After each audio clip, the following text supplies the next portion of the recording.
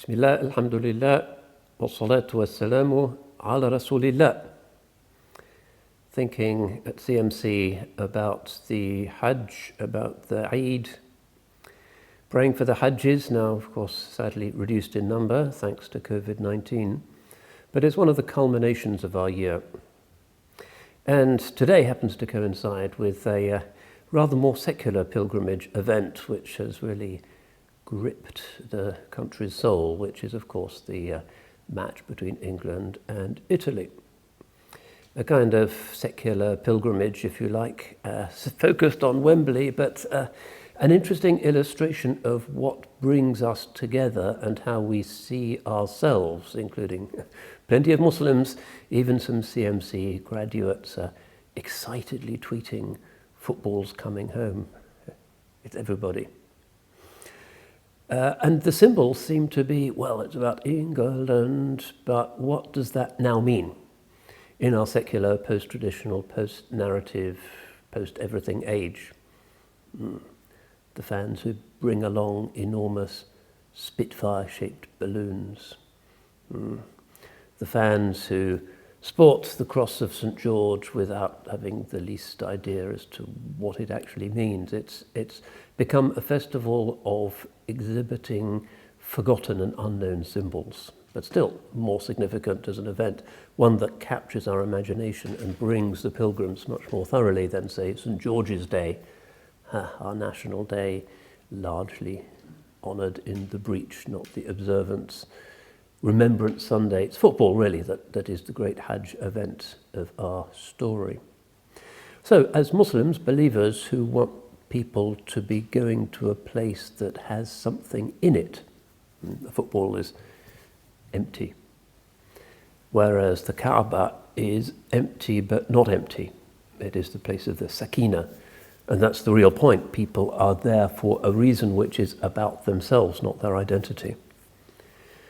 That in this age of the celebration of emptiness, we as believers, looking at what's left of England and other Western countries, will want to know what people used to be interested in.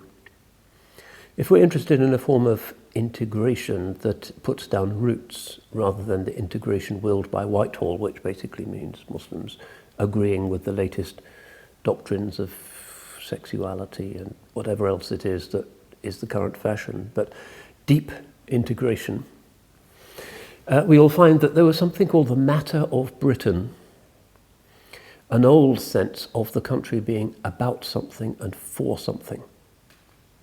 And this involved various forms of pilgrimage. CMC regularly goes to Walsingham, which is an area that has obviously conspicuous Quranic resonances. It said that in the Middle Ages, most people in England had been to Walsingham at least once in their lives.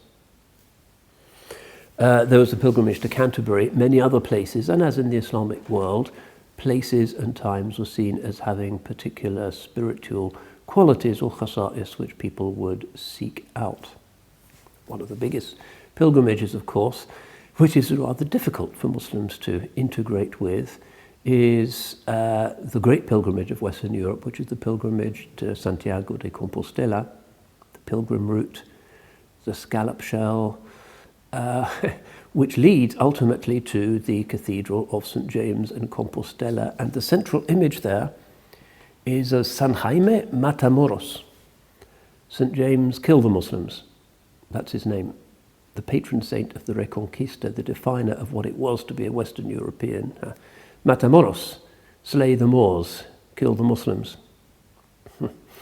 Difficult for us, it would be said, to integrate into that particular ritual or to regard it with any kind of favour.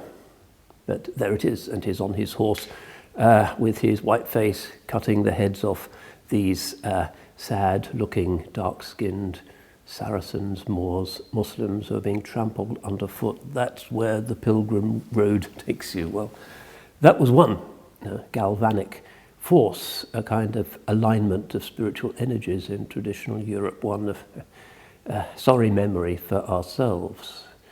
But there are others And for people who still lived in an age when the country was about something, would look partly at Walsingham, but partly also at Glastonbury. And I want to talk about Glastonbury, which might seem to be a million miles from the Hajj at Mecca. At the moment, partly because I was there yesterday and went up Glastonbury Tor and saw what is left of that traditional sort of magnet of English spirituality, and now largely, predictably, engulfed by a tide of consumerized New Age shops for crystals and hospitals for homeopaths and all kinds of alternative therapies, goddess worship being the predominant theme, and poor old Christian Glastonbury largely subsumed under this enormous, rather indulgent wave of New Age sentimentality, but still they're drawn there for a reason, and beneath all of the mock druids and the mock priestesses, there is the reality of a place that has been significant in the matter of Britain for many thousands of years. And it's interesting to note that it is a place that attracts Muslims. There's been a permanent Naqshbandi presence there for well over 20 years. The famous Shaykh al-Haqqani, when he went there in the 1990s, said Glastonbury is the spiritual heart of England. And he explained that his own teacher, Shaykh Abdal Hakim, had said that Britain would be particularly susceptible to the message of Islam, and that when he came to Glastonbury, he understood why that would be. And Shaykh Abdul Aziz al-Bukhari, Allah yarhamu, from Al-Quds also went there and prayed there, Sheikh Hassan Dyke and many others, and it's a small byway of the British Muslim experience, but one that indicates where I think an increasingly significant generation of new Muslims are interested, because they want to know, what is this land? What is its spiritual topography? How can they blend with it? How can they escape from the kind of iron cages of those Luton mosques and follow the Quranic injunction to seek God, to seek holiness, to find the ways of Allah in His creation, to see the signs of Allah in His creation, following that commandment. So what does it mean to us, and what on earth is its connection to these 10 days that initiate the kind of build-up to the Hajj, the great culmination of our year? Well,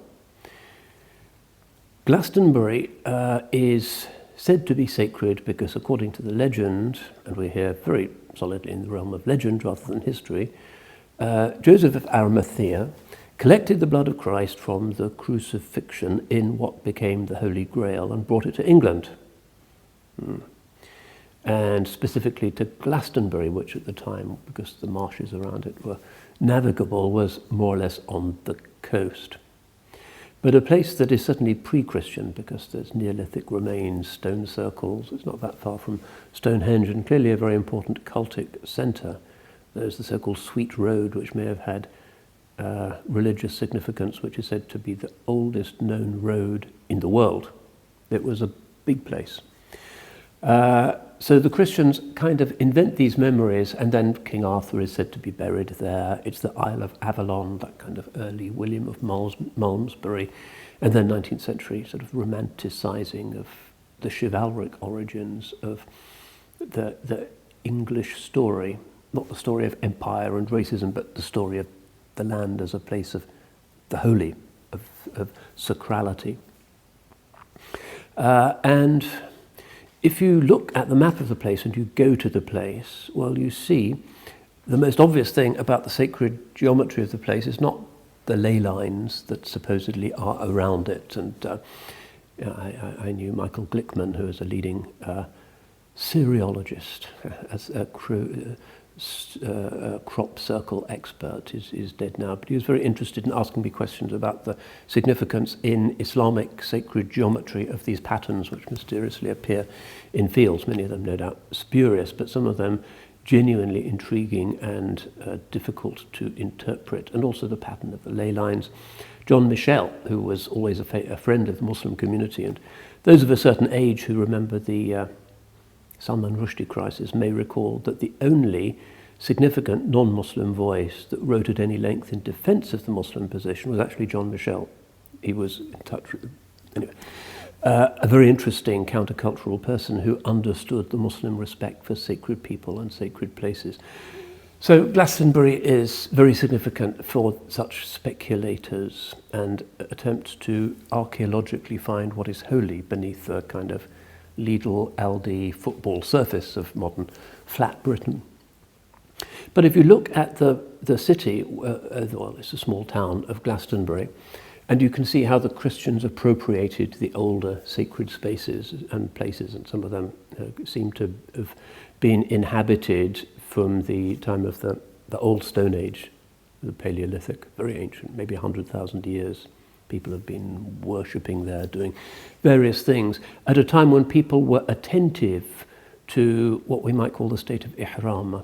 In other words, a sense of self-denial and approaching certain spaces through making sacrifices, physical and economic, in order to approach the temenos, the sacred place. And you see all of the features of a traditional sacred place. There's a sacred well, of course, the chalice well. There are straight lines and circles, which are the basic geometric pattern that people evolve through on the Hajj. There are the plains, of course, which are like Arafat.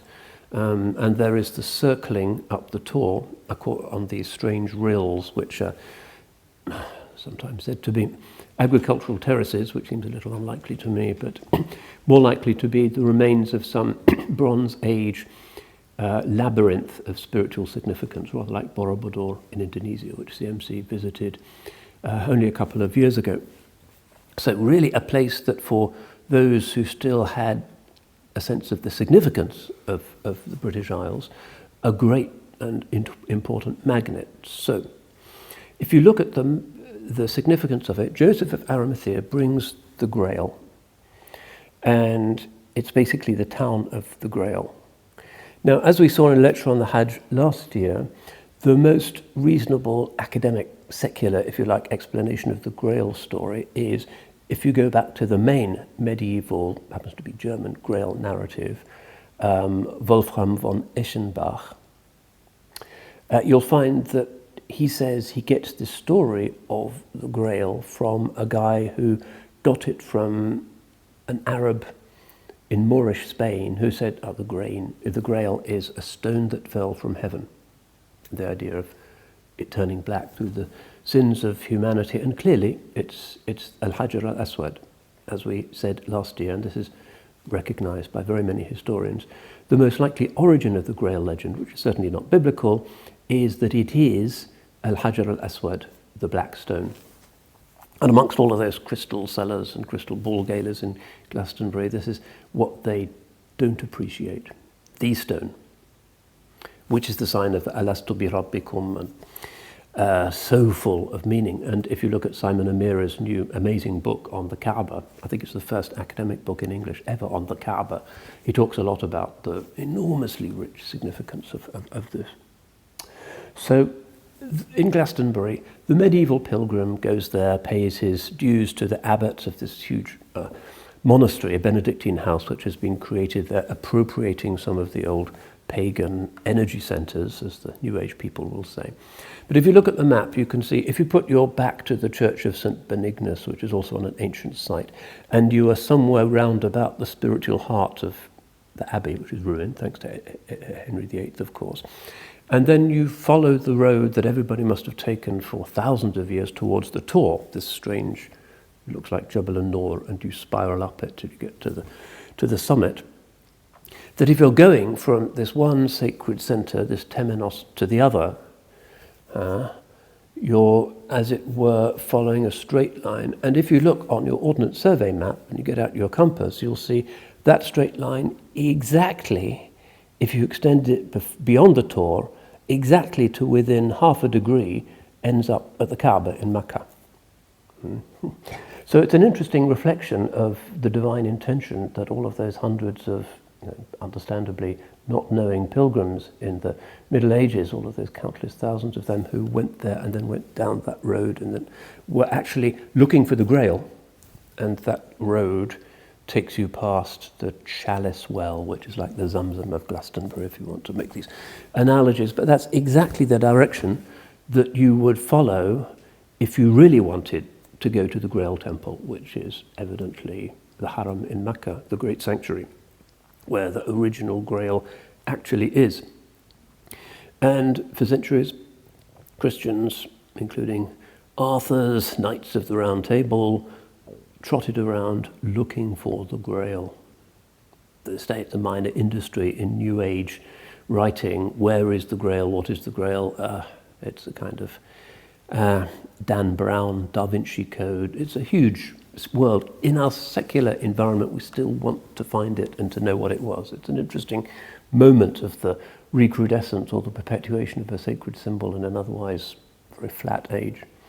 But the reality is that those pilgrims going from the Abbey towards the Tor were actually exactly facing the Qibla. So that's the divine sign, if you like, that within the sacred geometries of the United Kingdom and this great orientation, there is this line that helps the people unknowingly to face the great sanctuary, which is not just significant for Muslims because it's pre-Muslim, it's Abrahamic, it's mathabatan linnas wa amna, a place of resort for mankind and a place of safety, even though only the initiated, as it were, can go there now. Otherwise you'd have 10 million tourists from Florida with their cameras. It's obvious why they're not allowed in. But you have to be initiated through the Shahada to approach the final temenos, the great center of the sacred on earth. So that was an interesting thought that I had as I labored my way up Glastonbury Tor. And it's interesting to see how many people are still seeking something, still feeling something, want to go on that journey, want the Grail.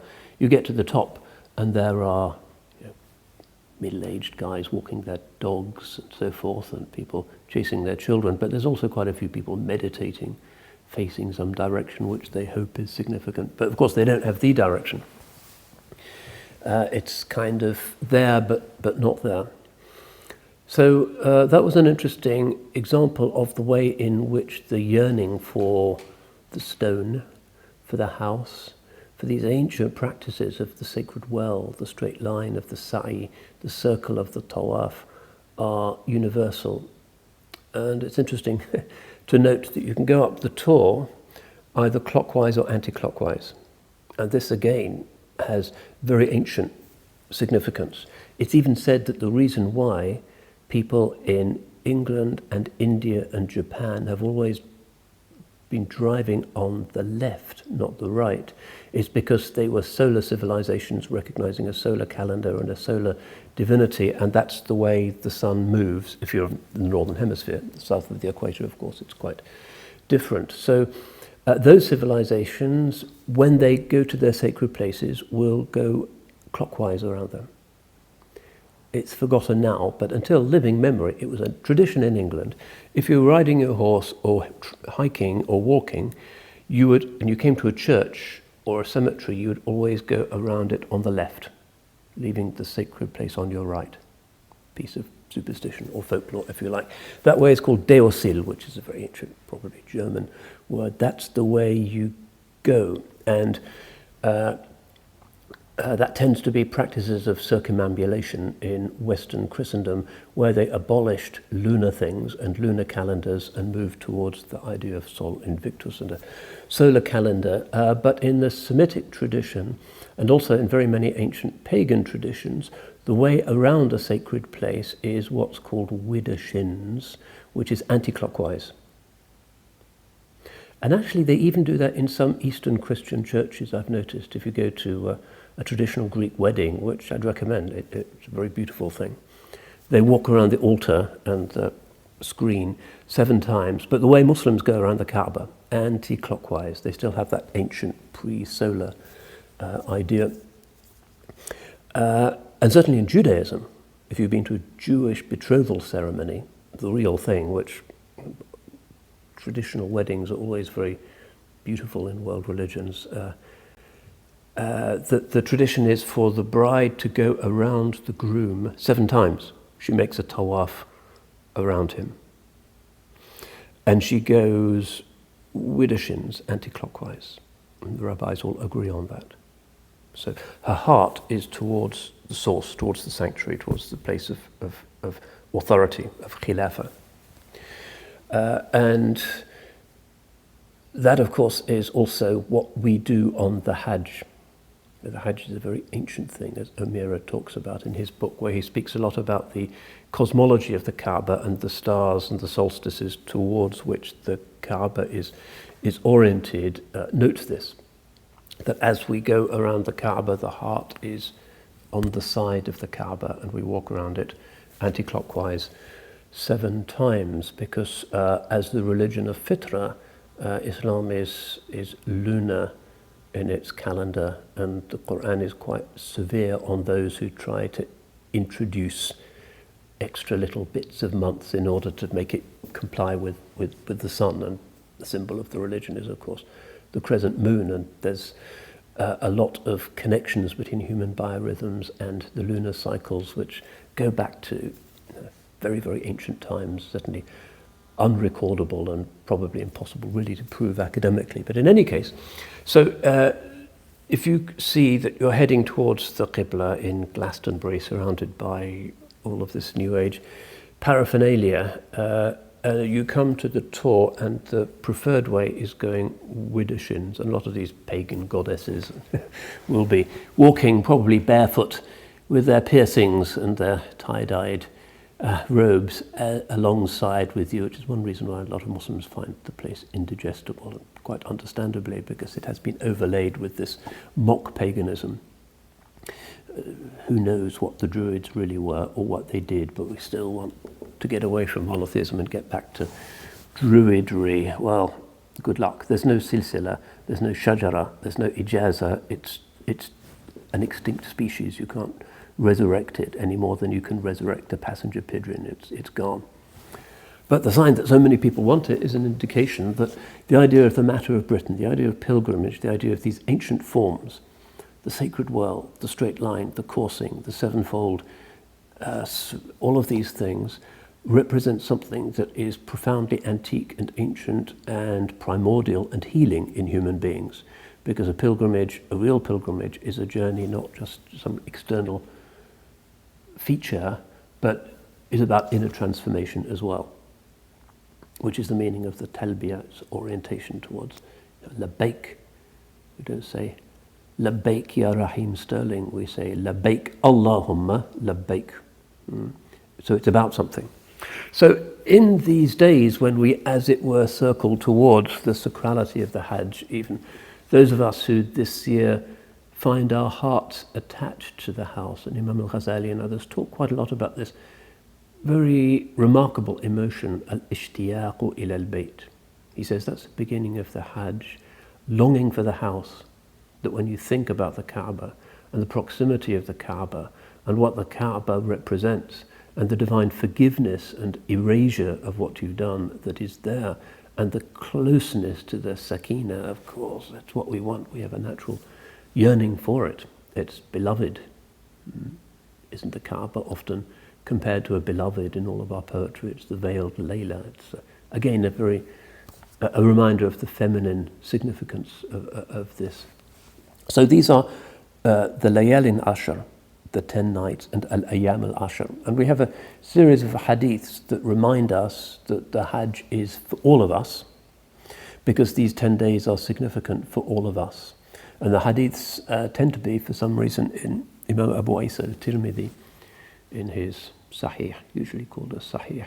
There's a hadith from Ibn Abbas in which the Holy Prophet says, sallallahu alayhi wa sallam, مَا مِنْ أَيَّامٍ مِنَ الْعَمَلِ الصَّالِحِ فِيهِنْ أَحَبَّ إِلَى اللَّهِ مِنْ هَذِهِ الْأَيَّامِ الْعَشْرِ. There is no day in which there can be righteous action.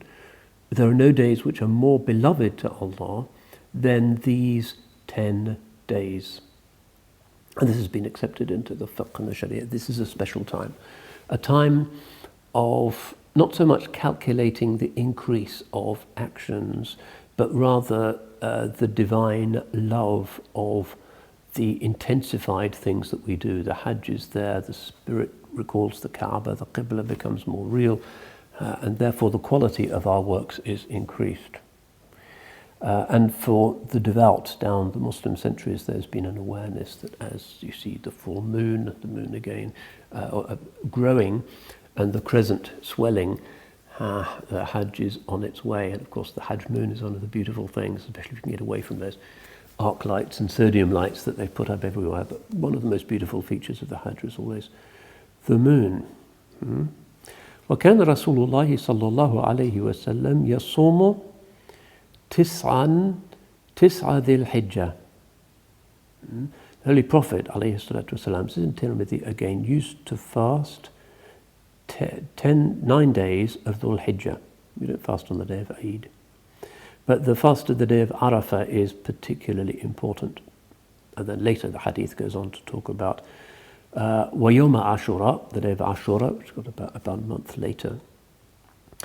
وَثَلَاثَ أَيَّامٍ مِنْ كُلِّ شَهْرٍ, and 3 days in each month.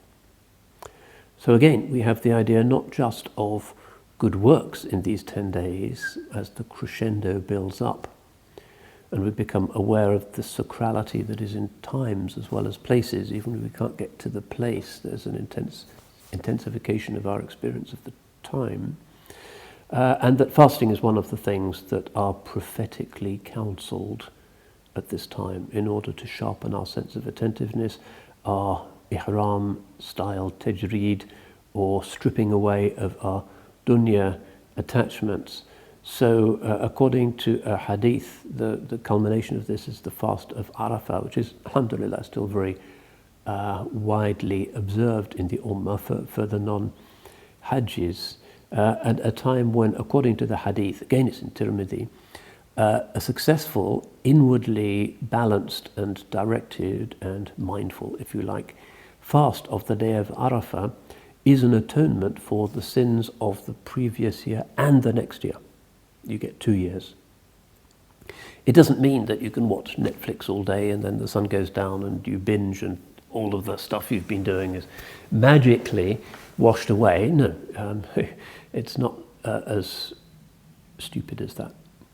It is about the divine regard for those who are not just on the plain of Arafah, sweating and crying and raising their hands in du'a, when the Lord is proud before the angels. Unzuru ila ibadi atuni shu'than ghubran dahin. Look at my slaves, he says, as he sees the people of Arafat. They've come to me with messy hair, suffering from heat, tatty, dusty. I bear witness to you that I have forgiven them. أَنِّي غَفَرْتُ لَهُمْ. So that's the great miracle of the Hajj, is that on Arafat somehow, despite everything within us and around us, there is that erasure. هُنَا تَسْكُبُ الْعَبَرَاتِ. This is where the tears fall. There's the Mount of Mercy. It's not called the Mountain of Anger, it's the Mountain of Mercy. The Hajj is about the approach to the one who is Arhamar Rahimin, and that's the reality of the divine is characterized by that. Kataba ala nafsihi ar-rahma. He has prescribed mercy upon himself. So we can't be there on that day, where the divine recording angels press delete, really delete, not kind of recoverable if you pay some IT expert a lot of money to get them back from their scrambled state, but really delete as if they had never been there. That's a pretty extraordinary thing when you think about how useless we usually are. That's the divine mercy. But if we can't be there, and most of us can't be there, then to mark it with the fast and with good actions. And it's also recommended for people to give sadaqah. And because CMC is, in my humble opinion, a place where Islam is not celebrated as just an aspect of ancestral inheritance that one is anxious about preserving, but as something that points people towards God. We are very theocentric.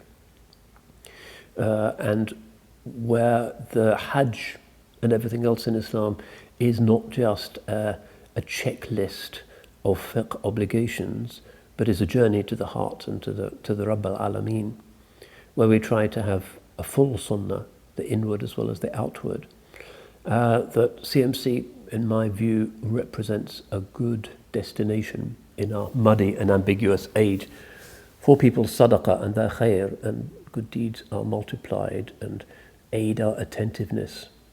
Because the effectiveness of a good deed is not so much measured by its outcome in the akhirah, which is subject to the divine knowledge and mercy, but the unclouding of our hearts. Because our problem, our only problem really, is that we've forgotten the qibla, we've forgotten the alastu bi rabbikum, the significance of the stone, and we're like those meditators on Glastonbury tour who don't know what to do. There's no irshad, they don't have a qibla, but they know that they want something. And that's not a good place for us to be. Alhamdulillah, Islam in its immutable and ancient and gorgeous practices reconnects us to something that is immutable and absolutely serious. That we can go to a place like Glastonbury and know what it indicates. So we, even though people tend to see our community as the community that really doesn't belong, a bunch of weird people from beyond, actually turn out to be the people who most belong, because we can retrieve this matter of Britain, not in some flag-waving, jingoistic, inflatable Spitfire way, but seeing the sacrality and the goodness that can be identified here, which points onwards by the divine decree to the great sanctuary, the place of the real sakina. So we ask Allah subhanahu wa ta'ala to grant us an attentive month of the Hajj, to uplift us in this time, to help us perhaps to view films, to read books, to consider the enormous, wonderful majesty of this greatest of all journeys. And inshallah, for those who have not made the Hajj of the Umrah, to make a strong intention that we will do it sooner rather than later, because the Hajj is all majesty and memorable amazingness. And to put money aside for another trip to Agadir or Dubai is to misunderstand what really enriches us in life. The Hajj should be number one of our aspirations, and inshallah, even if all we have in these 10 days is a redoubled determination and love for Allah's house, that will make the time well spent, inshallah. So may Allah subhanahu wa ta'ala give us a good 10 days. And inshallah, if you subscribe to our YouTube channel, you'll see that CMC is setting aside time and energy in these 10 days for various lectures, insights into the Hajj, the meaning, the richness, the incomparable ocean of rich, nourishing meaning that we should be feasting upon in this starvation age of spiritual void and drought. And inshallah, with CMC, we will be making a good pilgrimage within, even if we can't this year have the idhn to make the pilgrimage, the Hajj, without, inshallah. So may Allah subhanahu wa ta'ala accept our actions, accept our intentions, grant us ishtiyaq, longing for his house, inshallah, an emotion from which so much is good comes. Inshallah, make us detached from the false pilgrimages of the dunya and focus always in a mindful and modest and loving way on the true qibla, and inshallah make us people who truly and sincerely say labbaika Allahumma labbaik, labbaika la sharika laka labbaik, inna alhamda wal ni'mata laka wal mulk la sharika lak. The meaning of that is all the meaning you will ever need. Returning to the place of origin in love and obedience and ubudiyah, slavehood, towards the merciful sakina, the still peaceable presence of Rabb al-Alameen. Nothing more beautiful. So may Allah subhanahu wa ta'ala accept our intentions and give us a good 10 days and nights, inshallah, and forgive us and overlook our shortcomings. Barakallahu feekum. Wassalamu alaikum wa rahmatullah wa barakatuh.